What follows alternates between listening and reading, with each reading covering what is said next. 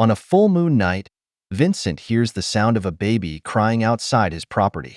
When he reaches the door with his axe, he deduces that someone might be trying to rob his house. He shouts that he is a hunter, warning that the thief has chosen the wrong house to rob. As he checks the surroundings, he notices that all his traps have been disabled. Therefore, the hunter believes that the intruder is not an ordinary person, but he decides to confront them anyway. However, when he reaches the place where he heard the sounds, he finds no one. The hunter attributes this to the fact that he had recently learned that he couldn't have children. After all, these hallucinations began right after receiving that news. But then, he actually finds a baby on the ground. Vincent's wife comes to see what happened, and he explains that this is their baby. From that moment, magic started to exist. And when the baby gestured for the first time with its hands, rain began to fall, causing the dry land of the village to feel the splendor of the water. To show joy for the event, the villagers began to sing cheerful songs throughout the village. Moreover, this new being defended the village from all threats, using only its mysterious power. Although it provided great help to the village, it continued studying to contribute even more to the villagers' well-being. As a result, the people turned the powers of this being into myths and called them a wizard. After this, Vincent goes to his son, who is reading this story, and Chiron asks his father how he can use magic. Hearing this, Vincent laughs, knowing it's impossible to kill a bear with a magical arrow shot or even cut down a tree with a single axe blow. Meanwhile, two boys talk about Chiron, curious about the book he's carrying. But soon, the comments turn mean, and one of the boys claims that Chiron is adopted since he looks nothing like his father, and his biological parents surely abandoned him because he had some problem. Vincent gets angry, but Chiron remains focused on magic. To cheer up his son, Vincent tells him they will buy some fruit in town as a reward for helping him at work.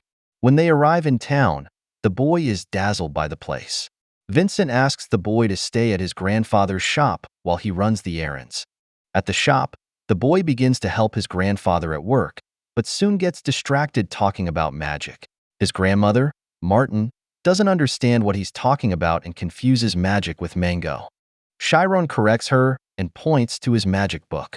Then Martin understands what her grandson is talking about, but she admits she doesn't know much about magic and suggests Chiron go next door to the bookstore to learn more. The boy heads to the store immediately, leaving Martin behind with his book. Once at the library, the owner notices Chiron touching some expensive books and tells him to step away from that shelf because those books aren't for common people. During this exchange, a noble arrives at the store and asks the librarian for the books he ordered. Chiron seizes the opportunity to sneak a peek at the books, but realizes there's nothing special in them. After leaving the shop, he decides to follow the noble to see where he will take all those books. He witnesses the noble dispatching the books. Chiron notes that his father must have gotten his book for free at this place and, remembering his social class, he complains about the difference between himself and a noble. Lost in thought, he inadvertently enters an area he shouldn't. A guard orders him to leave, as beyond those gates lies the noble district. Another guard notices the boy looks a bit suspicious. They mistake Chiron for a messenger boy for thieves and decide to take him with them, but Chiron quickly manages to escape. As he passes a specific spot, he overhears some people discussing suspicious matters and deduces that the place must be a magic school. Someone announces that they will show magic if the others can answer a question. The person then asks what the primary talent is to learn magic. Everyone gives different answers, but none are correct. The person reveals that the most important talent to learn magic is vision. The teacher gives an example. 1 + 1 = 2. However, people didn't always know the answer to this simple question, but after a group of people studied hard and managed to prove that the sum of these two numbers equals 2. With that, the teacher explains that they can solve this basic math question without using complex proofs because it is a rule that has existed for a long time, and they take it as an absolute truth. Since magic also has some pre-established rules, they must use vision to understand it better. At that moment, Chiron is left speechless. As he explains everything, the man behind the lesson notices Chiron's presence and asks him to share his opinion about what he just heard. Chiron hesitates, wondering what to do, but ultimately decides to climb the wall and join the class, feeling that if he missed this opportunity, he might never get another like it. Noticing the boy's clothes, the students realize he is a commoner and complain to the headmaster, saying he shouldn't be there among the nobles. However, the headmaster goes against the students' opinion and invites Shiren to join them. Shiren then says that he wants to see magic in person, as he has only ever seen it in books. Upon hearing this, the nobles insist that a commoner could never read a book about magic, but Shiren simply continues asking to see some magic in front of him, even if it's something simple. Then, Miri says she will show them wind magic. As she does so, everyone is lifted into the air, and Shiren becomes scared of the landing. However, the headmaster saves him before he can fall and asks what they thought of the small magic demonstration. Shiren is amazed by his first encounter with magic and asks more about it. The students around him frown at the boy, thinking his attitude is somewhat disrespectful toward the headmaster. However, Miri decides to answer the boy. He explains that magic is something far beyond common sense, as it is actually a mental action that explores the truths of a specific phenomenon. Seeing that Shiren doesn't seem to understand, the headmaster feels a bit concerned. But Shiren adds to Miri's explanation, stating that the fact that this phenomenon is unusual makes it an absolute truth. Hearing this, the headmaster asks if Shiren read that line from one of his books, but Shiren replies that only common things are in books. After all, the ideas of many great geniuses were criticized and considered unconventional, but in the end, those same ideas became recognized as a new common sense. For Shiren, he believes that the truth is hidden in what people consider ordinary. After saying this, the boy asks the headmaster how he can learn magic. Miri notices that the boy is very clever and, to illustrate his explanation, asks Shua to enter the spiritual zone. After the girl does so, Miri hides 6 coins in his hand and asks her how many coins he has. Shua gives the correct answer. The headmaster explains that when a wizard focuses, they become sensitive enough to know everything around them with precision. Moreover, Miri mentions that some wizards are capable of knowing the exact number of leaves on a distant tree, but to achieve this, the wizard must reach an extremely sensitive mental state, also known as the spiritual zone. Upon reaching this state, a wizard becomes able to control all phenomena around them. The headmaster adds that anyone can reach this state. Therefore, he suggests that Shiren practice in a quiet place until he blacks out, as reaching this level will open up a new world to him. But Shiren argues that if he can't feel anything, he won't be able to black out. Miri then invites the boy to practice right there, explaining that if he can't enter the spiritual zone, he won't be able to learn magic at all. With that, Shiren begins to focus on feeling his body in a less physical way. The headmaster asks the boy what he felt, and Shiren responds that he could hear all the sounds around him. However, the students dismiss his claim, saying that anyone could hear sounds from that distance. The headmaster concludes that Shiren doesn't have access to the spiritual zone, as expected. Still, he gently touches the boy's head and assures him that if he continues practicing, he will hear even more sounds in the future. With that, the headmaster ends the special lesson and returns to the school with his students. On the way, he laments for Shiren, thinking that if the boy had been a noble and received training from a young age, he would certainly be on par with his students. Meanwhile, Shiren decides to climb back over the wall, declaring that the training from the headmaster worked because he managed to become one with everything around him. Shiren claims to have heard a very loud sound and wonders if this is the spiritual zone. Moreover, he feels as if his body has been divided into many pieces and scattered across the world. At that moment, Shiren freezes, and as he begins to tremble in despair, he feels as though he could leave his body and become one with infinity. Running through the city, he bumps into a man, quickly apologizing for the inconvenience. Nevertheless, the man becomes irritated by Shiren's lack of awareness. Grabbing him by the shirt, the man says that when someone makes a mistake, they must compensate the person they wronged in some way. Shiren apologizes again, but the man insists that an apology isn't enough. He then asks the boy if he is part of the wolf gang that wants to kill him.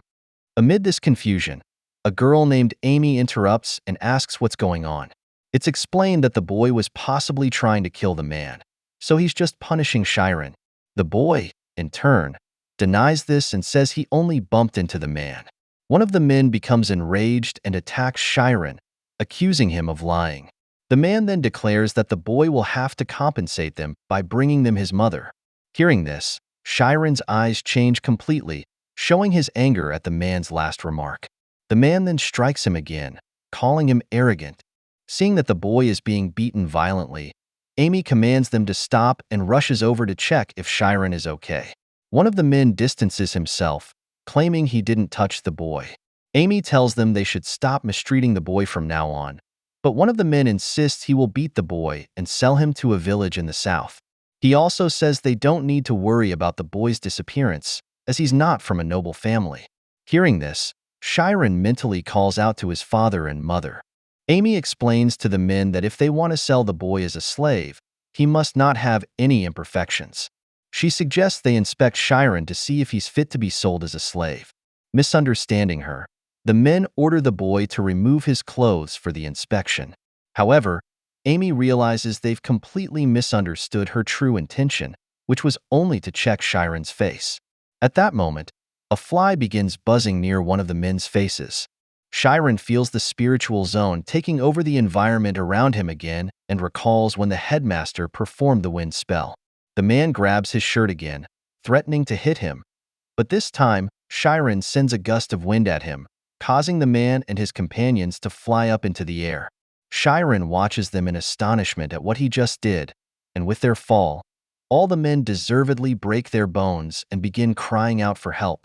One of the men approaches Shiren, asking him several questions about what just happened, wondering how a boy like him could use magic without being a noble. Noticing people approaching, Amy quickly leaves the scene with impressive agility. Shiren decides to leave the tense atmosphere as well, knowing no one would want to hear him out after what he had done. He starts to realize that the world is a cold place.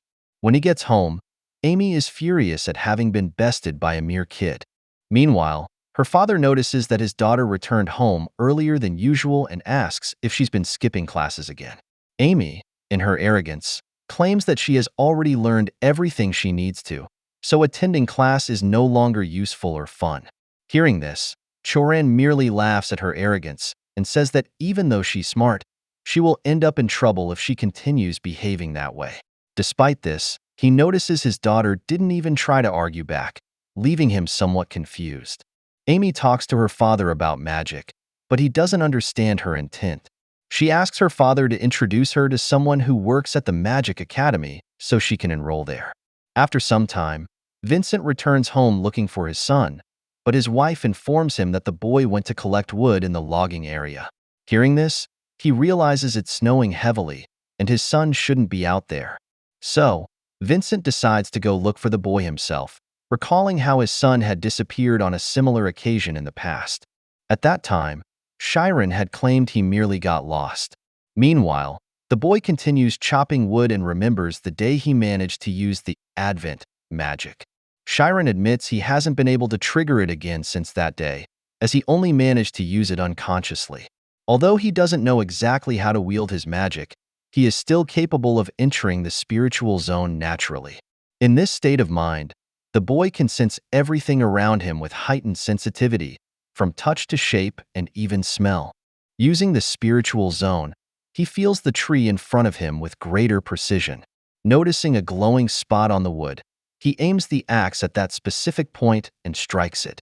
With this single blow, he is able to fell the tree in one go. From a distance, Vincent observes his son and is amazed to see the boy using the thunder strike to bring down the tree more easily. Shiren, on the other hand, says this is the first time he's managed to pull off the thunder strike, just like the magic he used that day. With that, he understands that he needs to seek more knowledge if he is to master these techniques without relying solely on luck. 3 years after that day, he continued training until he could perform the thunder strike at will. He then realizes that he's been in the spiritual zone for 5 hours. Thus, Shiren feels as if his body has become one with nature. Even though he's been in this state for 5 hours, he still feels it's not enough to fully experience all the stimuli of nature. Shiren recalls a conversation he had with the headmaster of the Magic Academy, where he said that entering the spiritual zone is like stepping into a new world. Reflecting on this description, Chiron now confirms that it makes perfect sense, as the phrase different world truly describes the feeling of being in the spiritual zone. After this, he decides to gather his belongings and return home.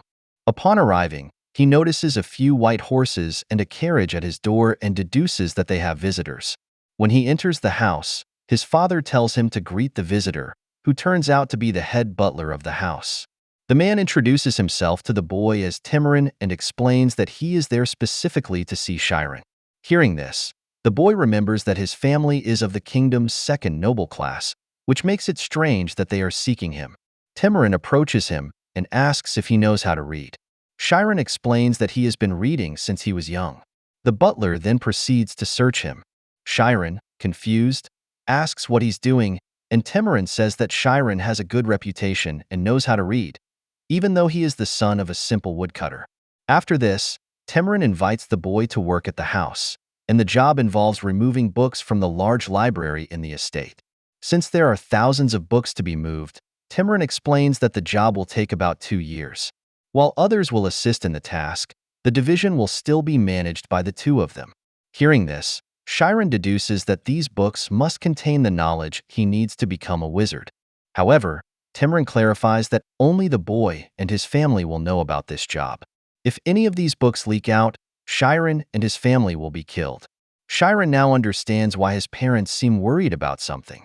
Despite Timorin's stern warning, he reassures that the boy will be well compensated with a significant amount of money to account for the danger to his and his family's lives. Moreover, he guarantees that they will receive more money than they could ever earn by hunting. Vincent is offended and asserts that he isn't considering Timorin's offer solely for the money. He's also thinking about his son's future and the opportunity for Chiron to achieve his dreams. Hearing this, Timorin laughs at the boy's father, stating that Chiron doesn't stand a chance at having a successful career in anything. He continues by accusing Vincent of only accepting the deal for financial reasons. Otherwise, he wouldn't allow his son to be used for this job. Vincent responds that he only agreed to the job because the butler promised that Chiron would have the opportunity to read the magic books. Timorin confirms that he did indeed say that, but he adds that, even though the boy can read the books, he won't be able to monitor him all the time. Vincent then recalls seeing his son reading a book as a child, after his mother had taught him a few words as a whim. At the age of 6, the boy began reading books and learning things on his own, without the help of Olena. Realizing this, they started to suspect that Chiron might be the child of some noble. Vincent starts to feel guilty, thinking that if the boy had been raised by a noble family, he would have gone to school and had a much better future. But soon, snapping back to reality, he affirms that Chiron is his son. Vincent explains that the son of a woodcutter must learn to work in the mountains. However, when Chiron followed this natural law, he became very scared. Remembering the first time he saw Timorin, Vincent had decided to offer his son to help with his work, thinking that since the boy could read from a young age, he could assist Timorin. But returning to the present, Vincent expresses regret for begging Timorin to give his son this job, as things didn't turn out the way he had imagined. After saying this, he orders the butler to leave his house immediately. Noticing the rising tension, Chiron takes action and decides to accept the nobleman's job. Timorin reaffirms his previous warning, ensuring that the boy will be killed if any rumor about the job spreads. But Chiron insists, promising that he will never let anything leak. Moreover, Chiron states that he will bear no resentment towards Timorin if things go wrong. The noble informs them that he will return in a week, giving the boy time to think it over. However, Timorin makes it clear that once Chiron enters the mansion, he won't be able to leave until the job is done. After this, the noble departs. This prompts Vincent to complain to his son, asking why he accepted the job. He's willing to take full responsibility for Chiron if he refuses the job, but the boy looks at him with a smile and thanks him for giving him this gift. In response, Vincent embraces his son and promises to protect him at all costs. A week passes, and as promised, Timorin returns to the house with a contract. Chiron's entire family signs the document. Then, the boy is taken to the mansion, and along the way, he imagines his parents worried about him. Chiron tries to reach out to them with his hand, but to no avail. However, he reassures himself that this job is an excellent opportunity for his life, even though he will be surrounded by people of great power and influence. He questions whether he will truly be able to survive the next 2 years. On the way, the boy is informed that the Int House is located in the city of Cryas, in the kingdom of Toria. Additionally, the noble explains that this family consists of warriors responsible for training official fencers and mentions that their former leader was a third-class official knight. The current leader of the family, however, is a fourth-class official knight named Bishop. To conclude, the noble states that the Int family controls all the forces in the city. As they pass by a famous Int family attraction called the Great Corridor, Shiren is left in awe. The noble then remarks that there are many things for him to be impressed by. When they reach the office where Shiren will be staying, Timur asks the boy to continue following him, as he will explain the tasks he needs to do. Upon entering the new room, Shiren is amazed to discover that it is the Grand Library of the Zens. Timur informs him that these books will be moved to a new library, and Shiren's task will be to organize them. Every week, he will receive a new list detailing which books to pick. Moreover, Timur adds that he cannot leave the premises after work hours and can only enter the mansion with special permission. After hearing all the rules, Shiren insists on continuing with the job. The noble then informs him that he will start working the next day. Once at work, Shiren realizes that it makes sense for someone to be responsible for organizing the library, as maintaining consistency is key. He gives the example of a book titled The History of Swords, which could fit both in the history category and in the category of professional fencing theory. With this realization, he notices something about his organization studies. There seems to be a single thread connecting all knowledge, and that thread is history. After all, learning history and using it to reinforce other areas makes learning more effective. Among the 10,000 books, Shiren notes that there are around 850 history books. He decides to read all of them during the 2 years he will spend in the mansion. Hearing a noise, he covers up by explaining that he needs official permission to read the books. Timur notices the boy working after hours again and begins to suspect him, advising him not to jeopardize his privileged position too soon. After all, the boy will have to take responsibility if he does something forbidden. Shiren reassures him that he won't do anything wrong. The noble stops in front of him, and Shiren immediately thinks he has been caught reading the books, but instead, Timur warns him to take care of his uniform. Since both the head of the family and the young masters frequent the library, as an employee of the Int family, Shiren is obliged not to cause embarrassment. Additionally, the noble tells him to fix his hair. Relieved that these were the only issues, Shiren continues his studies at night and realizes that studying the entire local history won't be easy. However, he remains determined, explaining that to access learned knowledge, one must clearly understand each event. In the middle of his studies, he falls asleep. Timur catches him reading, but since the boy isn't reading practical books, he decides not to take any action. After 3 months, Shiren gradually adjusts to the job. One day, he notices that a young master took a book and didn't return it. He worries he'll have problems if the book is missing, but Momo reassures him that the young masters are responsible for returning books themselves. However, Momo adds that the nobles don't care whether books go missing, as the responsibility will always fall on the butlers. This brings some relief to Shiren since there likely aren't any important books in the library. Still, Shiren worries about his safety, as commoners like him can be killed for very trivial reasons. He also remarks that even servants can become cold and heartless to prevent the smallest mistakes from happening. Suddenly, Lord Ryan Int's youngest son runs into the library, complaining that he can't rest. He is being chased by an older man. Ryan begs Shiren not to say he's there. When the man finally arrives at the library, Shiren asks who he is. The man introduces himself as a fencing instructor and demands that Shiren reveal Ryan's location unless he wants a beating. Threatened, Shiren immediately gives up Ryan's location. The boy tries to explain to his master that it was all a misunderstanding, but the master simply grabs him by the leg and drags him back to training. On the way, Ryan vows revenge on Shiren for ratting him out, while Shiren believes he did the right thing by telling the truth. After all, the instructor outranks the head of the family, so it was his only choice. Ryan is taken to the mountains, where he spends a month, and when he tells Shiren about it, he mentions that it took him 20 days to fully read his first book. However, After thoroughly understanding the first one, he managed to read a total of 82 books in the brief span of 4 months.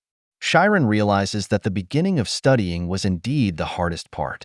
After absorbing the knowledge from one book, the next books referenced information he had already encountered. Thus, Chiron deduces that after reading 200 books, the remaining 650 should be much easier. But during his studies, Chiron begins to have doubts and questions the true importance of studying history right now. However, upon learning about the activities of mages from the past, he becomes convinced that his decision was correct. Chiron explains that if a scholar develops a theory, it must be validated in reality by a mage. And while mages and scholars are alike, not all scholars are mages. After all, they cannot enter the highly sensitive state of mind known as the spiritual zone. Chiron realizes that if he strengthens his knowledge, he might even become a true mage. During his reflections, Ryan interrupts him. Ryan claims that he went through hell, all because of Chiron. But Chiron dismisses the situation and asks if Ryan is really there because of what happened that day. Ryan confirms this and explains that he had to sacrifice a lot during his training, as his master made him climb a mountain countless times during that period. Whenever he thought about giving up and falling to his death, he remembered his revenge, which gave him the strength to continue. Chiron notices that Ryan is far angrier than he initially thought, to the point of losing control entirely. Ryan recalls that he trusted Chiron to hide him, but instead, Chiron cowardly turned him over to his master. To Ryan, this is an act of utter disgust. Chiron retorts that he didn't betray anyone. He simply told the truth. Ryan responds that at the very least, Chiron should have warned him that he wouldn't help. Chiron realizes he can't use logic against the noble and simply asks what Ryan wants to do now. Ryan, noticing that despite Chiron having started working for his family recently, the boy remains unusually calm, accuses Chiron of underestimating him. To settle this, Ryan asks Chiron to follow him. They arrive at the training grounds, and Chiron suggests that Ryan might want to beat him until he feels better.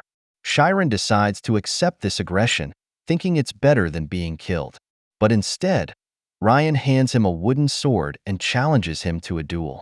Ryan makes it clear that he's not as cowardly as Chiron, and because Chiron underestimated an aspiring swordsman, he will now face his blows. Chiron asks why Ryan thinks he's a coward, and the noble replies that as a servant of the house, Chiron should have protected him, but instead, Chiron handed him over to his master out of fear of being beaten. Ryan then orders Chiron to attack, offering to let him strike 3 times first. After all, the size difference between them is significant, and Chiron notices the challenge in Ryan's eyes. Concerned, Chiron realizes that if he breaks a bone, he'll have to return home. He decides to make the most of his 3 chances. By the second strike, Ryan realizes that Chiron has never wielded a sword before. Chiron, in turn, decides to use the spiritual zone for his final attack. When his wooden sword strikes Ryan's, it breaks. If you like this video, please subscribe, leave a like and comment for the next part.